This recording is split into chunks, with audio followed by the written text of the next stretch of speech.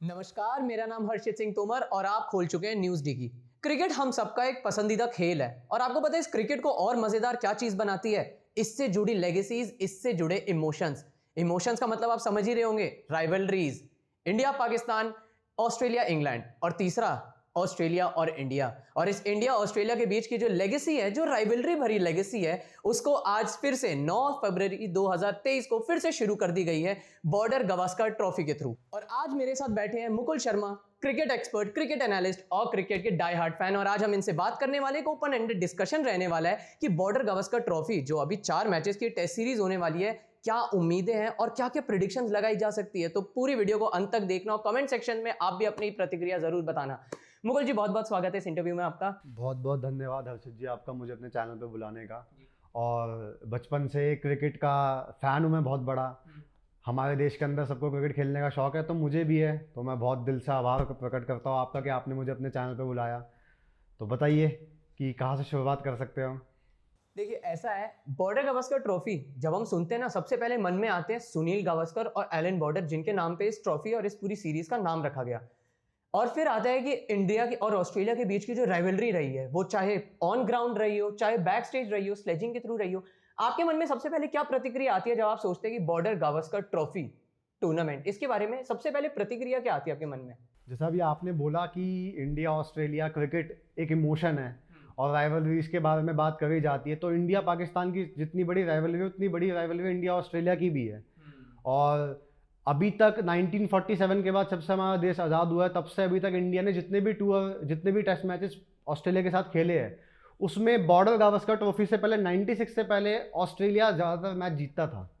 But 96 के बाद जब इंडिया ऑस्ट्रेलिया के बीच में बीजीटी टूर्नामेंट का अनाउंसमेंट हुआ, उसके बाद से अभी तक अगर आप देखोगे तो ऑलमोस्ट 15-16 सीरीज खेल चुके, जिसमें भारत ने 9 सीरीज जीती है और ऑस्ट्रेलिया ने सिर्फ 5 ही सीरीज जीती है और एक सीरीज ड्रॉ रही है। और ये जब ऑस्ट्रेलिया ने जब ऑस्ट्रेलिया जीती है, तो ऑस्ट्रेलिया कहीं ना कहीं ये चीज़ बोलती है, जैसे पिछले 3 बार से एक्सेप्शन रहा है, लेकिन ऑस्ट्रेलिया ये चीज़ बोलती है कि हमारे ग्राउंड पे आके हम इंडिया को हराते हैं, इंडिया के ऊपर हमारा डोमिनेशन रहता है, लेकिन इंडिया जाके हम लोगों पे इंडिया का डोमिनेशन रहता है। और जैसा कि अभी मैच शुरू होने से पहले भी Hazlewood, David Warner, Steve Smith ने ये चीज़ बोली कि इंडिया के ग्राउंड में जीतना बहुत बड़ी बात है, एशेस के बाद, हमारे लिए एशेस टूर के बाद।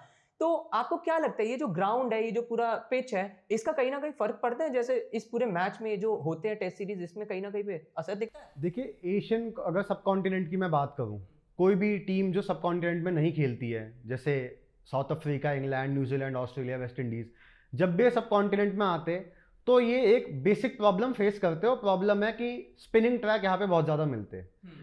इंडियन टीम भी जब बाहर जाती है, अगर इंग्लैंड जाती है, तो हमें काफ़ी ज़्यादा स्विंग वहाँ पे फेस करना पड़ता है। हम साउथ अफ्रीका जाते हैं, अच्छा बाउंस मिलता है वहाँ पे, फास्ट पिचेस होती है, सेम ऑस्ट्रेलिया के अंदर भी मिलता है। तो अगर आप जो बात कर रहे हैं कि डेविड वार्नर, स्टीव स्मिथ और जॉश हेजलवुड ने स्टेटमेंट दिया कि इंडिया में जीतना एक बहुत बड़ी बात है, बिल्कुल उनके लिए बहुत बड़ी बात है। क्योंकि अगर आज आप इंडियन क्रिकेट को देखोगे तो पूरी दुनिया के अंदर हम डोमिनेट कर रहे हैं। टेस्ट क्रिकेट में ही नहीं, ओडीआई और वनडे में, ओडीआई के अंदर और टी20 के अंदर भी कर रहे हैं। ठीक है, आज एक कोई भी देश टेस्ट क्रिकेट खेलते हैं, हर एक टेस्ट प्लेइंग नेशन के लिए एक बहुत बड़ा ड्रीम होता है कि मैं इंडिया में जाके इंडिया को हराऊं। बट 2013 या 14 के बाद से अगर मैं देख पा रहा हूँ, तो इंडिया शायद 2 ही सीरीज आ रहा है अपनी कंट्री के अंदर, और उसके अलावा कोई भी सीरीज नहीं जीता है, कोई भी सीरीज नहीं हारा है। इवन इंडिया जब देश के बाहर भी खेलने के लिए आता है, हम इंग्लैंड गए थे, हमने इंग्लैंड को 2-1 से हराया। हम ऑस्ट्रेलिया गए, हमने ऑस्ट्रेलिया को हराया 20-21 बार।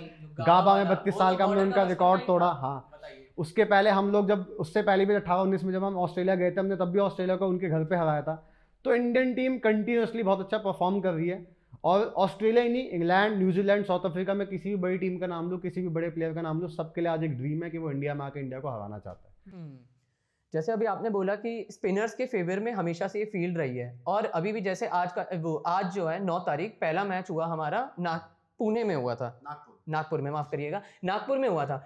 नागपुर में ये चीज कही जा रही थी कि कंसिस्टेंटली पिछले 4 या 5 बारी से देखा जा रहा है कि जो एवरेज स्कोर बन रही है बैटिंग साइड से, वो कम होता जा रहा है, और वही दूसरी तरफ जो फील्ड है वो स्पिनर्स के फेवरेबल में रहा है। तो आपको लग रहा है कि कहीं ना कहीं इस बार की जो, और सिर्फ ये नागपुर की बात नहीं है, अभी धर्मशाला में मैच होगा, दिल्ली में होगा, हर जगह की ये मतलब सिनेरियो दिखाया जा रहा है। आपको लगता है कि स्क्वाड सेलेक्ट करने से पहले इन सब चीजों का मद्देनजर ध्यान में रखते हो, स्क्वाड को देखकर आपको लगा है कि इन सबको ध्यान में रखते हुए इस बार स्क्वाड सेलेक्ट किया गया है?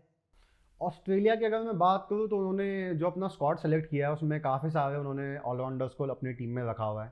ठीक है, उनके पास मार्नस लाबुशेन है, एस्टन एगर है, उसके अलावा उनके पास ट्रेविस हेड है, एंड उसके अलावा भी उन्होंने टॉड मर्फी का डेब्यू हुआ है आज, एंड उससे पहले भी उनके पास माइकल सप्सन है, तो प्लेयर नेथन लायन है, तो स्पिनर तो काफ़ी सारे ऑस्ट्रेलिया लेकर के आया अपने साथ। लेकिन एक चीज़ जो समझने वाली है ऑस्ट्रेलिया को, जो ऑस्ट्रेलिया का जिस चीज़ पे फोकस होना चाहिए वो ये होना चाहिए कि कैसे वो स्पिन को ज़्यादा अच्छा खेल पाए इंडिया में आकर के, क्योंकि जब इंडिया बाहर जाता है तो वहाँ पे वो ये नहीं बोलता कि हमें स्पिनिंग ट्रैक नहीं मिला, हमें फास्ट बॉलिंग का ट्रैक मिला है। मतलब मुझे याद है कि 2018-19 का मैं एक आपके साथ इंसिडेंट शेयर करूँगा कि इंडिया का पर्थ में मैच था, और वो शायद दूसरा या तीसरा टेस्ट मैच था उस बॉर्डर गावस्कर ट्रॉफी का। उस बॉर्डर गावस्कर ट्रॉफी में आप भी जानते हो, मैं भी जानता हूँ, पर्थ का जो पिच है, जो पर्थ का ग्राउंड है, वो बहुत फास्ट है, बहुत अच्छा बाउंस मिलता है, बहुत अनइवन बाउंस मिलता है वहाँ पे। वो फास्ट बॉलर के लिए एक बहुत बड़ा स्पॉट है खेलने के लिए। बट अगर आप उस मैच की भी अगर आप बात करो तो विराट कोहली ने वहाँ पे शतक मारा, बट ऑस्ट्रेलियन टीम वहाँ पे खेल भी नहीं पा रही थी। तो ये तो एक मेरे हिसाब से एक बहाने हैं जो टीम और प्लेयर और टीम मैनेजमेंट देती है, और एक बस बनाया जा रहा है कि अगर हम ऑस्ट्रेलिया इंडिया में आ रहा है इतने सालों के बाद, 4-5 साल बाद आ रहा है, अगर वो सीरीज हार जाते तो एक बहाना है जो टीम को चाहिए, जो मैनेजमेंट को चाहिए, जिसका वो एकदम पूरा का पूरा माहौल बना रहे। आपने देखा भी होगा काफ़ी सारे पूर्व ऑस्ट्रेलियन दिग्गज क्रिकेटर है जो ट्वीट करके बोल रहे कि नॉर्मल एक अच्छी कंडीशन में अगर हमें ग्राउंड्स मिले तो हम भी अच्छा परफॉर्म कर पाए। ऑस्ट्रेलिया का क्रिकेट बोर्ड खुद ट्वीट कर रहा है, मतलब वो आपको याद होगा 36 पे जब ऑल आउट कर दिया था, उसको ट्वीट करके कह रहा है ऑस्ट्रेलिया का क्रिकेट बोर्ड कि let's visit that time when we cleanly swept entire Indian team. और फिर नीचे ये भी फिर एक्सपर्ट्स कह रहे हैं कि हमें वो ग्राउंड मिल जाए। ये चीज़ आपने बिल्कुल सही बोली है। तो मतलब इस बार भी पिच और ग्राउंड का कहीं ना कहीं डायरेक्टली असर दिखने वाला है। टेस्ट क्रिकेट में पिच का बहुत बड़ा महत्व होता है, और इसलिए क्योंकि 5 दिन आप एक ही पिच में खेलने वाले हो। T20 और ओडीआई क्रिकेट में क्या होता है, मैं थोड़ा डिटेल में जाऊंगा। T20 ओडीआई क्रिकेट में क्या होता है कि आप T20 में 40 ओवर एक पिच पे बैटिंग बॉलिंग करने वाले हो, तो 40 ओवर में पिच जल्दी खराब नहीं होती है, 50 ओवर में थोड़ा हो सकती है। लेकिन जब आप 5 दिन एक ही पिच के ऊपर कंटिन्यूसली खेल रहे हो तो पिच टूटेगा, और जब पिच टूटेगा तो जैसा पहला दिन में वो पिच था, चौथे 5वें दिन वो पिच वैसा नहीं रहेगा, ये हम सब जानते हैं। तो टीम को अपने आप को इस तरह से प्रिपेयर करके लाना पड़ता है। अगर वो टॉस जीत रही हो, पहले बैटिंग कर रही है, तो ये टीम के दिमाग में ऑलरेडी ये चीज़ होनी चाहिए कि हम इतना स्कोर बना के चले कि जब हमें तीसरे दिन या चौथे दिन हम बैटिंग करने आए, थर्ड इनिंग में खेलने आए, तो हम ज़्यादा बैटिंग नहीं कर पाएंगे, हम ये बात जानते हैं। तो हमें उस हिसाब से अपना टारगेट सेट करके चलते। ये चीज़ भी है, जैसे अभी भी कह रहे हैं कि टॉस का कुछ फर्क नहीं पड़ेगा, टॉस का इतना ज़्यादा रोल नहीं होगा, लेकिन क्या होगा कि अगर टॉस जीते बैटिंग ही लेंगे ताकि 4th डे तक गेम ना खींचे। ये चीज़ बिल्कुल रही है। स्क्वाड की एक बारी में बात करते हैं। इंडिया के स्क्वाड में बात करें, 2 कमियां जो मुझे खली पर्सनली, सबसे पहले शिखर धवन, दूसरा युजवेंद्र चहल। आपको लगता है इंडिया ने जो स्क्वाड इस बार सेलेक्ट करी है बॉर्डर गावस्कर ट्रॉफी के लिए, अगर मैं ओपनर से शुरुआत करूं, ओपनर्स में हमारे पास जो पोटेंशियल दिख रहे हैं हमें, सबसे पहले केएल राहुल, विराट कोहली, रोहित शर्मा, सूर्य कुमार यादव, सेटिस्फाइड है इस ओपनिंग से? देखिए, आप शिखर धवन की बात कर रहे हैं। शिखर धवन को तो समय हो गया, काफ़ी समय पहले वो टेस्ट क्रिकेट खेलते थे। लेकिन अगर आज आप ओपनिंग स्क्वाड की इंडिया की बात करो तो रोहित शर्मा और केएल राहुल है, ऑब्वियस है वही ओपन करेंगे, कैप्टन वाइस कैप्टन ओपन करेंगे। लेकिन हाँ, मैं ये बोल सकता हूँ और ये बात को कंसिडर किया जा सकता है कि शुभमन गिल को भी कंसिडर आप कर सकते हो टेस्ट में ओपन करने के लिए। लेकिन एक चीज़ जो हम बचपन से अभी तक इंडियन क्रिकेट में बीसीसीआई के अंदर देखते हुए आ रहे कि वो अपने प्लेयर्स को जल्दी, जिनको पकड़ के रखते हैं उनको जल्दी छोड़ती नहीं, जिनको छोड़ देते हैं उनको वापस पकड़ते नहीं है। मुरली विजय ने अभी हफ्ता 10 दिन पहले रिटायरमेंट लिया। आप मुरली विजय का ऑस्ट्रेलिया के खिलाफ रिकॉर्ड देखोगे, मैं गलत नहीं हूँ तो मुरली विजय ने शायद 4 शतक ऑस्ट्रेलिया के खिलाफ बॉर्डर गावस्कर ट्रॉफी में मारे, और आसान नहीं होता है 4 शतक बॉर्डर गावस्कर ट्रॉफी में मारना। लेकिन उसके बाद भी मुरली विजय को वापस मौके नहीं मिले। आज अगर आप इंडियन की ओपनिंग की बात करो तो रोहित शर्मा, केएल राहुल और शुभमन गिल अच्छे ऑप्शंस है। लेकिन उसके अलावा अगर आप नीचे आ जाओ, ईशान किशन को टीम ऊपर नहीं खिलाना चाहेगी, ईशान किशन को टीम नीचे ही खिलाना चाहेगी। रीज़न ये है क्योंकि ऋषभ पंत अब नहीं है, ऋषभ पंत अगले 10-15 महीने तक टीम का पार्ट नहीं बनेंगे। हाँ, और ऋषभ पंत का जो इम्पैक्ट है टीम के अंदर, वो ये नहीं है कि एक प्लेयर आएगा वो टुक टुक करके खेलेगा और टीम का स्कोर बोर्ड आगे बढ़ाएगा। ऋषभ पंत एक डिस्ट्रक्टिव प्लेयर है। उनका जो इम्पैक्ट टीम के अंदर है वो ऐसा है कि वो 50 बॉलें खेलेंगे तो 60-70 रन बना के आपको दे देंगे। उनकी अटैकिंग फील्ड है, और उनको टीम भी यही चीज़ बोलती है कि आप अटैक करो जाकर के। अगर डिफेंस करना है तो डिफेंस करने के लिए हमारे पास बहुत ज़्यादा डेप्थ है और डिफेंस कर सकते हो। क्योंकि अगर आप अभी भी आज इंडियन स्क्वाड की बात करो तो KL Rahul, Shubman Gill, KL Rahul, Rohit Sharma open कर रहे, फिर आप पे पुजारा है, फिर आपके पास विराट कोहली, उसके बाद आपके पास श्रेयस अय्यर अभी रिटायर्ड है, सूर्य कुमार यादव खेल रहे हैं। सूर्य कुमार यादव को अगर आप नहीं खिलाते तो आपको उसके अलावा केएस भरत का ऑप्शन अवेलेबल है। आप पे रविंद्र जडेजा, आप पे रविंद्र जडेजा, अश्विन है, अश्विन भी आप पे 7-8 ऑप्शन ऐसे हैं जो आपको डेप्थ दे रहे बैटिंग के अंदर। तो आपको टेस्ट क्रिकेट के अंदर एक ऐसा प्लेयर चाहिए होता है जो डिस्ट्रक्टिव बैटिंग करे। जैसे अगर आपको याद होगा, मैं स्टार्टिंग की बात करूँ, 2000 की बात करूँ, तो वीरेंद्र सहवाग हमारी टीम में हुआ करते थे। वीरेंद्र सहवाग आते ही पहले ओवर से हिटिंग करना शुरू कर देते थे। सेम चीज आप ऑस्ट्रेलियन टीम के अंदर देखोगे तो मैथ्यू हेडन एक ऐसे प्लेयर थे जो आते ही हिटिंग करना शुरू कर देते। एंड्रू साइमंड्स थे, आते ही हिटिंग करना शुरू कर देते थे। तो टेस्ट क्रिकेट में जहाँ पे आपका 6-7-8 नंबर तक बैटिंग है, अगर आप पे 7 बैट्समैन और आप एक ऐसा प्लेयर खिला रहे हो जो प्लेयर आपको डिस्ट्रक्टिव बैटिंग करके दे रहा है, तो आपके टीम का स्कोर ऑटोमेटिकली ऑब्वियस सी बात है बढ़ेगा। सेम चीज अगर आप आज इंग्लैंड के अंदर देखो, इंग्लैंड का स्क्वाड है, उन्होंने अपना पूरा का पूरा माइंडसेट चेंज कर दिया है। उन पे भी मिडिल ऑर्डर में जॉनी बेस्टो खेलने आते हैं। जॉनी बेस्टो की एबिलिटी है, उनका नेचुरल गेम है कि वो अटैकिंग खेलते ही खेलते हैं। सेम चीज बेन स्टोक्स के साथ है। बेन स्टोक्स जो ट्रेडिशनली उनका जो कन्वेंशनल उनका खेलने का तरीका वो एक्सप्लोसिव बैटिंग है, लेकिन बेन स्टोक्स ने अपना तरीका बदला। लेकिन टीम ने बेन स्टोक्स को तो ये बोला कि आप अपना तरीका बदलो, लेकिन बाकी के जो जॉनी बेस्टो को उन्होंने नहीं बोला कि आप आराम से डिफेंस करके खेलो, उनको उन्होंने शुरू से बोला था आप अटैकिंग खेलो, आप अपना नेचुरल गेम खेलो। तो ये चीज़ है कि हर टीम के अंदर बैलेंस होना चाहिए कि एक आध ऐसा प्लेयर होना चाहिए स्क्वाड के अंदर, टीम के अंदर, जो एक्सप्लोसिव बैटिंग कर सके, जो एकदम से आपका रन रेट बढ़ा सके। शुभमन गिल की आपने बात करी, अभी शुभमन गिल को एक्सपेरिमेंट करा कैसे करके, उनसे T20 खिलाया, उसमें उन्होंने सेंचुरी मारी और अच्छे रन्स बनाए उन्होंने ओडीआई में भी। क्या लगता है टेस्ट सीरीज में भी वो वाला शुभमन गिल का वर्जन हमें देखने को मिलेगा? Shubman Gill already test cricket में अपना पदार्पण कर चुके, शतक मार चुके वो ऑलरेडी बांग्लादेश के खिलाफ दूसरे टेस्ट में उन्होंने बॉर्डर गावस्कर पहली बार है ना, बॉर्डर गावस्कर ट्रॉफी की मैं बात करूँ। शुभमन गिल की अगर आप बात करो, बॉर्डर गावस्कर ट्रॉफी वो पहले भी खेल चुके। अगर मैं गलत नहीं हूँ तो गाबा वाले टेस्ट में शुभमन गिल 91 पे आउट हुए थे 4th इनिंग में। 4th इनिंग या फर्स्ट इनिंग में वो 91 पे आउट हुए थे। तो शुभमन गिल तो ऑलरेडी अच्छा परफॉर्म कर रहे टेस्ट क्रिकेट के अंदर। जब वो 2020-21 की बॉर्डर गावस्कर ट्रॉफी खेले थे, उस समय पे इंडिया पे ओपनर नहीं था, क्योंकि रोहित शर्मा ओपन कर रहे थे, केएल राहुल ऑलरेडी इंजर्ड हो रखे थे, और हम पे कोई ओपनिंग प्लेयर अवेलेबल नहीं था। पृथ्वी शॉ ने रन नहीं बनाए थे तो उनको मौके नहीं मिले, तो शुभमन गिल हमारे पास एक ऑप्शन अवेलेबल था। उस सीरीज में शुभमन गिल ने बहुत अच्छा परफॉर्म किया था, और 2 इनिंग तो मेरे को याद है, एक 84 एक 91, एक ऐसी इनिंग थी, 2 इनिंग थी शुभमन गिल की जिसमें शुभमन गिल शतक मारने से चूक गए थे।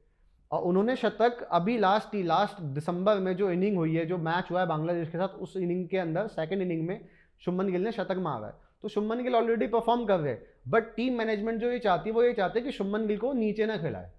तो उनको एक एज अ ओपनर कंसिडर कर रही है, जिस वजह से आज अगर आपने देखा जो स्क्वाड अनाउंस हुई सुबह, जो प्लेइंग 11 अनाउंस हुई, उसमें शुभमन गिल का नाम नहीं था, जो कि ऑब्वियस सी बात है, मेरे को पता था कि नहीं होने वाला, क्योंकि शुभमन रिप्लेस किया होगा फिर शुभमन गिल को। शुभमन गिल को किसी ने रिप्लेस नहीं किया है। एक्चुअली टीम जो मैनेजमेंट है, मैनेजमेंट इस फोकस पे, इस माइंडसेट पे चलती है कि हम जो प्लेयर्स ऑलरेडी खिलाते हुए चले वो उन्हीं को खिलाते हुए चले। तो रोहित शर्मा पहले 2 टेस्ट में अवेलेबल नहीं थे बांग्लादेश वाले में, इसलिए केएल राहुल ने ओपन किया था शुभमन गिल के साथ। बट अगर रोहित शर्मा आ जाते उन दोनों टेस्ट में तो शुभमन गिल खेलते ही नहीं। तो टीम इंडिया के जो 2 प्रोमिनेंट ओपनर्स है वो केएल राहुल एंड रोहित शर्मा है टेस्ट क्रिकेट के अंदर। वनडे और T20 में डिफर करता है, क्योंकि आज आप देख पा रहे हो तीनों फॉर्मेट में स्प्लिट कैप्टनसी का भी एक चलन चालू हो चुका है, अलग अलग टीम खिलाने का भी एक चलन चालू हो चुका है। तो ये तो चल रहा है इंडियन क्रिकेट। जो चीज हमने भी देखी, हार्दिक पांड्या की एक अलग ही टीम होती है। जैसे कुछ कह रहे थे हार्दिक पांड्या को थोड़ा और मौका दे दिया ना, वो तो अपनी आईपीएल की गुजरात टीम को ले आएंगे अपनी यहाँ मेन में। देखिए ये तो ऐसा तो महेंद्र सिंह धोनी के लिए बोला जाता था कि जब धोनी टीम इंडिया के कप्तान थे वो बोलते थे सीएसके कोटा चलता है टीम में, तो ये तो बोलने वाली बात है। बट जो कैप्टन होता है वो प्लेयर का पोटेंशियल देखता है, इसलिए वो कैप्टन होता है। वो देख सकता है उस प्लेयर के अंदर जो किसी को नहीं दिख रहा। आज आप बॉर्डर गावस्कर ट्रॉफी की बात करो, आप मुझे एक ऐसा प्लेयर बताओ जो सबसे अच्छा खेल रहा है। अश्विन, रविचंद्रन अश्विन का ट्रैक रिकॉर्ड आप स्टार्टिंग से अभी तक देखोगे तो कंसिस्टेंटली बेटर परफॉर्मेंस चाहिए। इवन मैं विराट कोहली से पहला प्रेफर अश्विन को करूंगा टेस्ट क्रिकेट के अंदर, टेस्ट स्क्वाड के अंदर। क्यों? क्योंकि उनका कंसिस्टेंटली परफॉर्मेंस अच्छी है। लेकिन अश्विन को बनाने में कंट्रीब्यूशन किसका ज़्यादा रहा? महेंद्र सिंह धोनी का। अब आप वहाँ पे ये चीज़ बोल सकते हो कि ये तो सीएसके कोटा है, लेकिन जो कैप्टन होता है वो पोटेंशियल देखता है प्लेयर का, कि इस प्लेयर को अगर मैं बार बार मौके दूंगा तो ये अच्छा परफॉर्म करेगा। अश्विन, जडेजा दोनों सीएसके से ही निकले हुए प्लेयर है और आज देश के लिए बहुत बड़ा कंट्रीब्यूशन भी दे रहे हैं। ओपनर्स की हमने बात कर ली। मिडल ऑर्डर में कहीं ना कहीं लग रहा है कि इस बार हार्दिक पांड्या, कृणाल पांड्या का जो कमी है वो खलने वाली है, लग रहा है मिडल ऑर्डर देख के। क्योंकि मेरे को ये चीज़ पर्सनली लगता है कि इंडियन स्क्वाड में मिडल ऑर्डर हमेशा से कमजोरी रही है। जैसे आपने कभी नोटिस भी किया होगा, ओपनर्स तीन चार जो हमारे शुरू के टॉप ऑर्डर बैट्समैन है, वो जैसे ही आउट होते धड़ाधड़ विकेट्स गिरती हैं। मिडल ऑर्डर पे कभी रिलाई नहीं कर सकते, ऐसा हो रखा था। हार्दिक पांड्या अब थोड़ा इंप्रूव कर रहे हैं, लेकिन अगर हम ओवरऑल देखें, हम उन पे नहीं रिलाई कर सकते। बॉर्डर गावस्कर ट्रॉफी की जो स्क्वाड है, उसमें आपको देख के लग रहा है कि मिडल ऑर्डर में पहला कोई सवाल ये हार्दिक पांड्या की कमी खलेगी, और दूसरा क्या ये मिडल ऑर्डर पे हम रिलाई कर सकते हैं इस बार? ठीक है, देखिए मिडिल ऑर्डर में जो एक बहुत बड़ा प्रॉब्लम है अभी इस समय पे वो ये है कि आप पे ऋषभ पंत नहीं है। और ऋषभ पंत ही, अगर आपने इस साल जो 2022 की विंसडन ने जो अपनी टीम अनाउंस करी कि टॉप 11 प्लेयर्स जो उन्होंने अनाउंस करा, उन्होंने ऋषभ पंत का नाम रखा, उसके अलावा कोई और इंडियन प्लेयर नहीं है। तो आप ये तो बात आप मानते ही होगे कि इस समय दुनिया के अंदर कोई बेस्ट टेस्ट विकेट कीपर है तो ऋषभ पंत है, क्योंकि जो डिपेंडेबिलिटी आपको ऋषभ पंत दे रहा है वो कोई और नहीं दे रहा है। रही बात हार्दिक पांड्या की, तो जब तक आप सब कॉन्टिनेंट में खेल रहे हो, आपको हार्दिक पांड्या की खली नहीं खलेगी। रीज़न ये है, इंडिया में आपको चाहिए होता है स्पिनिंग ऑलराउंडर, ऐसा प्लेयर जो स्पिन भी कराए बॉलों को, अंदर बाहर दोनों तरफ लेके जाए, और बैटिंग करने की बात आए तो आपको एक डिपेंडेबिलिटी प्रोवाइड करे। आज जो स्क्वाड अनाउंस करी टीम ने, उसमें आपको 3 ऑलराउंडर मिले, ऋषभ पंत बोलो सॉरी, अश्विन, जडेजा एंड अक्षर पटेल। तो आप पे 8 नंबर तक बैटिंग है, तो आप मिडिल ऑर्डर पे रिलाई कर सकते हो। प्रॉब्लम तो कुछ नहीं है, लेकिन एक छोटा सा ग्लिच जो आएगा वो ये आ सकता है कि के.एस. भरत कैसा परफॉर्म करते हैं कल जब बैटिंग आएगी, और उसके अलावा सूर्य कुमार यादव से टीम क्या चाहेगी, क्योंकि दोनों डेब्यूटेंट है। सूर्य कुमार यादव ने T20 में अपना आपको दिखा दिया कि वो कैसा खेल रहे हैं, तो सूर्य कुमार यादव से टीम क्या चाहेगी ये देखने वाली बात है। क्या टीम चाहेगी उनसे डिफेंस करवाना, क्योंकि अगर उनको टीम डिफेंस के लिए बुलाना चाह रही है तो फिर इससे बेहतर तो ये था कि आप शुभमन गिल को 5 नंबर पे खिला लो। बट अगर टीम उनसे यही चाहेगी कि जैसी बैटिंग आप T20 और ODI में करते हो, एक्सप्लोसिव बैटिंग करते हो, आप हमें हमें एक्स्ट्रा एज प्रोवाइड करो कि आप एक एक्सप्लोसिव बैटिंग करके हमारे को 50-60 रन एक्स्ट्रा बना के दो, तो आप सूर्य कुमार यादव को अच्छे तरीके से इस्तेमाल कर रहे हो। बाकी मिडिल ऑर्डर में अभी जो 2 डेब्यूटेंट है, इनके अलावा कोई और ऐसी बहुत बड़ी प्रॉब्लम नहीं है। कंसिस्टेंसी की लग रही है, परफॉर्मेंस की कंसिस्टेंसी में कुछ नेगेटिव या पॉजिटिव? देखिए कंसिस्टेंसी में के.एल. राहुल की कंसिस्टेंसी पे थोड़े सवाल है, क्योंकि ऐसा नहीं के.एल. राहुल ने पिछले पूरे साल रन नहीं बनाए, रन बनाए हैं। अगर आप पूरे साल का के.एल. राहुल का रिकॉर्ड उठा के देखो, उन्होंने रन बनाए। प्रॉब्लम आ रही के.एल. राहुल के साथ कि जो बांग्लादेश के साथ भी हुआ था मैच में, कि वो स्पिन नहीं खेल पा रहे। दूसरी प्रॉब्लम ये है कि के.एल. राहुल कंसिस्टेंटली बड़े मैचेस में जहाँ पे ज़रूरत है वहाँ रन नहीं बना रहे, कंट्रीब्यूशन उनका वहाँ नहीं आ रहा। तीसरी चीज़ ये है कि विराट कोहली ऑलरेडी ODI और T20 में बेहतर कर चुके। मैं ये पर्सनली नहीं मानता, लेकिन जब तक विराट कोहली ये करके नहीं दिखाएंगे तब तक कोई भी इस चीज़ पे बिलीव नहीं करेगा कि वो टेस्ट क्रिकेट में वापस आ चुके हैं। बट जैसा भी देख के लग रहा है विराट कोहली अच्छा परफॉर्म करने वाले टेस्ट क्रिकेट के अंदर। एंड उसके अलावा एज सच कोई टीम के अंदर कोई कंसिस्टेंसी की प्रॉब्लम नहीं है। टीम बहुत सॉलिड है हमारी इस समय पे भी, ठीक है, और अच्छा परफॉर्म करेगी, और most probably border Gavaskar trophy हम जीतेंगे भी। अच्छा, स्पिनर्स जो स्ट्रेंथ कहे जा रहे हैं इंडियन फील्ड पे, स्पिनर्स हमने 2 इस बार नहीं देखे हैं। पहला कुलदीप यादव, दूसरे अक्षर पटेल। तो लग रहा है ये दोनों स्पिनर्स, युजवेंद्र चहल, क्योंकि युजवेंद्र चहल को आराम से बोला जाता है चतुर चालाक चहल, तो लग रहा है उस चतुर चालाक चहल वाली चीज़ को ये दोनों स्पिनर्स कंपनसेट कर पाएंगे। क्योंकि मैं अभी इस एक मिनट के लिए ये थोड़ा साइड में रखना चाहूँगा कि अश्विन है, जडेजा है, जिन्होंने आज के अभी के मैच में अच्छा परफॉर्म भी किया, लेकिन अगर मैं उन्हें साइड में भी थोड़ी देर के लिए निगलेक्ट कर दूं, क्योंकि उनकी एज हो गई है, उनका ज़्यादा मुझे पर्सनली लगता है लॉन्ग टर्म उनका नहीं जाएगा। तो ऐसा मान के चलिए कि कुलदीप यादव है, अक्षर पटेल है, जिनको फ्यूचर के लिए अभी से रेडी प्रिपेयर करा जा रहा है। ये 2 क्या लगता है युजवेंद्र चहल की जगह ले पाएंगे? और क्या लगता है आपको एज अ रीज़न कि युजवेंद्र चहल को इस बार स्क्वाड में नहीं शामिल किया गया? देखिए युजवेंद्र चहल एक ऐसे प्लेयर है जो बॉल को फ्लाइट ज़्यादा करवाते हैं। तो जब शॉर्टर फॉर्मेट का गेम आता है जहाँ पे हिटिंग चाहिए होती है, वहाँ पे युजवेंद्र चहल ज़्यादा कामयाब हो पाते हैं। आप कुलदीप यादव की बात कर रहे हो, आज कुलदीप यादव प्लेइंग 11 में नहीं थे। मुझे थोड़ा लगा कि क्यों नहीं थे, क्योंकि कुलदीप यादव को खिलाना चाहिए। और कुलदीप यादव एक ऐसे प्लेयर है जिनको आप जब मौका दोगे तब आपको विकेट लेके देंगे। अगर आप इस समय जो कुलदीप यादव के स्टैट्स आप उसको उठा के देखो और आप उन स्टैट्स को जसप्रीत बुमराह के स्टैट्स से कंपेयर करो, आप डिफरेंस नहीं बताओगे। क्योंकि जसप्रीत बुमराह आज इंडियन टीम की लीड पेस को अटैक, जो हमारा लीडिंग पेस है उसको लीड करके चलते, जो हमारा अटैक है उसको लीड करके चल रहे। उनका एक्शन बड़ा खतरनाक है, वो ऐसे करके जो यॉर्कर डालते हैं वो वाली चीज, उनका एक्यूरेसी बहुत अच्छी मिल जाती है उनको उस एक्शन से। लेकिन बुमराह के स्टैट को अगर आप कुलदीप यादव से कंपेयर करो तो आपको ये पता चलेगा कि दोनों बराबर ही, जितने विकेट्स कुलदीप यादव ने जितने मैचेस में लिए उतने ही जसप्रीत बुमराह ने ले रखे। उनके स्टैट में बहुत मेजर डिफरेंस नहीं दिखेगा आपको। बट इकोनॉमी में दिखे। मैं आपको ये चीज़ बता रहा हूँ, आप इस चीज़ को खुद स्टडी करिए। आप कुलदीप यादव के बुमराह से स्टैट कंपेयर करो टेस्ट क्रिकेट में, आपको स्टैट में डिफरेंस नहीं दिखाई देगा, 19-20 का फर्क हो सकता है, उसके अलावा बहुत मेजर डिफरेंस नहीं होगा। लेकिन अगर आज मैं जसप्रीत बुमराह की बात करूँ तो उनको सब जानते, उनको मौके मिलते, वो इंडियन पेस को लीड करके चल रहे। लेकिन अगर मैं कुलदीप यादव की बात करूँ तो उनको ज़्यादा मौके नहीं मिलते। तो ये एक चीज़ है जो मैनेजमेंट को देखना चाहिए कि वो कुलदीप यादव को ज़्यादा से ज़्यादा कैसे खिला पाए।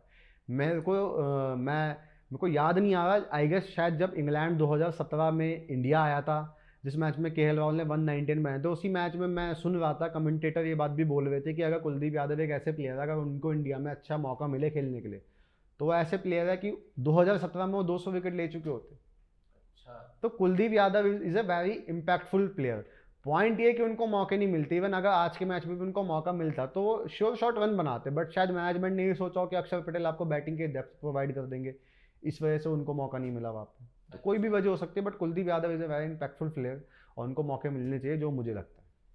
हमने बुमराह की बात करी, पेस की बात करी, इस पेस और फास्ट बॉलर्स को लेकर जो सबसे पहली चीज़ मेरे को इस बार पर्सनली स्क्वाड में पसंद आई वो थी मोहम्मद सिराज को एक बार फिर मौका देना और कहीं ना कहीं उमेश यादव का कमबैक कराना।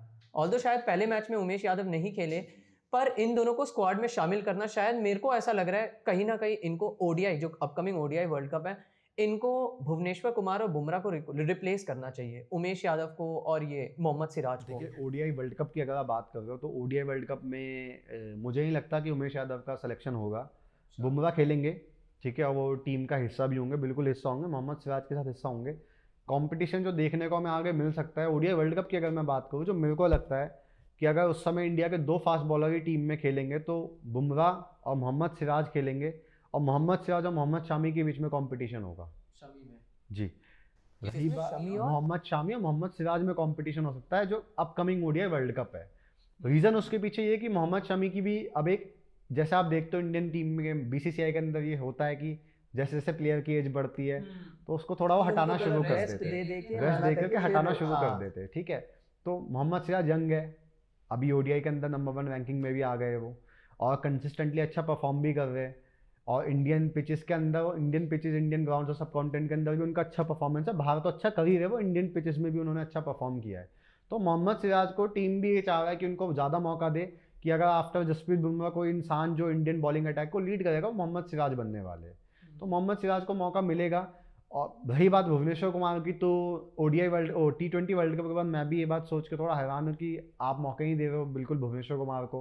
अगर मौके नहीं देने थे तो आप फिर ओडीआई वर्ल्ड कप भी क्यों खिला रहे, T20 वर्ल्ड कप भी क्यों खिला रहे थे? क्योंकि भुवनेश्वर कुमार, अगर शॉर्टर फॉर्मेट की मैं बात करूँ, मैं टेस्ट क्रिकेट की बात नहीं करता, लेकिन भुवनेश्वर कुमार की अगर मैं बात करूँ तो ओडीआई के अंदर और T20 के अंदर आप उनको खिला सकते हो, आपको एक अच्छा एज प्रोवाइड करेंगे, बॉल को अंदर बाहर दोनों तरफ स्विंग कराना जानते। डेथ ओवर में शायद उनका रिकॉर्ड पिछले कुछ समय से अच्छा नहीं चल रहा है, शायद पिछले कुछ सालों से डेथ में अच्छी बॉलिंग नहीं कर रहे, लेकिन मिडिल ओवर में और स्टार्टिंग के ओवर में पावर प्ले के अंदर आपको विकेट प्रोवाइड कराना, आपको अच्छी बॉलिंग अटैक्स दिलवाना, अच्छे चेंजेस करा के आपको विकेट्स दिलवाना है, सब सारे काम भुवनेश्वर कुमार अच्छे तरीके से कर रहे थे। उमेश यादव में क्या कमी लग रही है आपको पर्सनली, और क्या वो मतलब अगर टेस्ट में उन्हें खिलाया गया और अगर उन्होंने एक्सपेक्टेशन से ऊपर परफॉर्म कर दिया, लगता है वो जगह बना पाएंगे? और अभी भी ऐसी क्या कमी आपको उमेश यादव में लग उमेश रही है? यादव ने ना, अगर आप सच्चाई अगर आप जानना चाहो तो उमेश यादव ने कुछ गलती नहीं करी है जब उनको मौके पर उन्होंने परफॉर्म किया है, ठीक है। ऐसा हर प्लेयर के साथ होता है कि आप 5 मैच एक प्लेयर को खिला रहे हो, 5 मैच में परफॉर्म नहीं करता लेकिन 3 मैच में परफॉर्म करता है। उमेश यादव भी वो प्लेयर है जिसने 3 मैच में परफॉर्म करके दिया है। पॉइंट वही वाली बात आ जाती है कि इंडियन टीम जो चाहती है वो ये चाहती है, इंडियन मैनेजमेंट जो चाहती है वो ये चाहती है कि हम नए प्लेयर्स को मौका दें, ज़्यादा से ज़्यादा नए प्लेयर आए उनको मौका दे, उनसे हम एक नया स्क्वाड, एक नई टीम बनाए। तो जैसे जैसे जो प्लेयर पुराना हो जाता है उसको मौके कम मिलते हैं। अब आप ईशांत शर्मा को देख लो, ईशांत शर्मा का परफॉर्मेंस बॉर्डर गावस्कर ट्रॉफी में आउटस्टैंडिंग है। जब ईशांत शर्मा का डेब्यू हुआ था, मैं वो मैच मतलब इवन मैं लाइव देख रहा था, वो मैच जब 18 साल के ईशांत शर्मा ने डेब्यू किया था। आप सोचो उस समय पे बॉर्डर गावस्कर ट्रॉफी के अंदर 2 ही प्लेयर थे जिनका बोलबाला चलता था, Sachin Tendulkar and Ricky Ponting. Ricky Ponting को अपने डेब्यू मैच में ईशांत शर्मा ने बहुत परेशान किया, कोई तो बात होगी प्लेयर के अंदर। इवन उस मैच में जो रिकी पॉन्टिंग का विकेट था वो भी ईशांत शर्मा ने लिया था। तो पोटेंशियल ईशांत शर्मा के अंदर भी बहुत है। और उनका बॉलिंग लेंथ भी अच्छा था, मतलब एक कहते हैं ना लंबा प्लेयर है तो बाउंसर ही डालेगा, वो बाउंस वाली जो चीज़ है उनका बहुत एक्यूरेट बॉलिंग लेंथ रहता था, ये चीज़ थी। बट वही वाली बात है ना कि टीम मैनेजमेंट अब चाह नहीं रही, देख नहीं रही उनके साथ फ्यूचर। विद्यमान शाह के साथ भी सेम यही चीज़ हुई, अजिंक्य रहाणे के साथ भी और संजू सैमसन के साथ मेरे ख्याल से होने वाला है ये। संजू सैमसन को मौके ही नहीं मिले, कल को उमर हो जाएगी तो फिर उनके साथ भी यही होगा। तो अब 140 करोड़ का देश है, मैं इसमें पूरी गलती बीसीसीआई को भी नहीं दूंगा, लेकिन पॉइंट जो प्रॉब्लम है वो ये है कि जब आप इतने सारे लोग आपके देश के अंदर है तो ऑब्वियस सी बात है आपको वहाँ पे मौके कम मिलेंगे। आपको जितने मौके मिलेंगे आपको उतनों में परफॉर्म करना होगा। हाँ, आपके अंदर कोई एक्स्ट्रा स्किल है, कोई एक्स्ट्रा टैलेंट है, जैसे उमरान मलिक है, स्पीड है उनके पास, 150 से 150 प्लस वो बॉलिंग डाल दे, तो अब ऐसे प्लेयर्स को टीम ऑलरेडी ऑब्वियस सी बात है मौका देगी। हार्दिक पांड्या मौका मिलेगा क्योंकि आप बैटिंग बॉलिंग दोनों कर रहे हो, आप एक एज प्रोवाइड कर रहे हो एक्स्ट्रा। रविंद्र जडेजा मौका मिलेगा, बार बार मौका मिला, क्यों मिला? क्योंकि बैटिंग भी अच्छी करते, बॉलिंग भी करते हो, आपको फील्डिंग के अंदर भी एक एज प्रोवाइड कर रहे।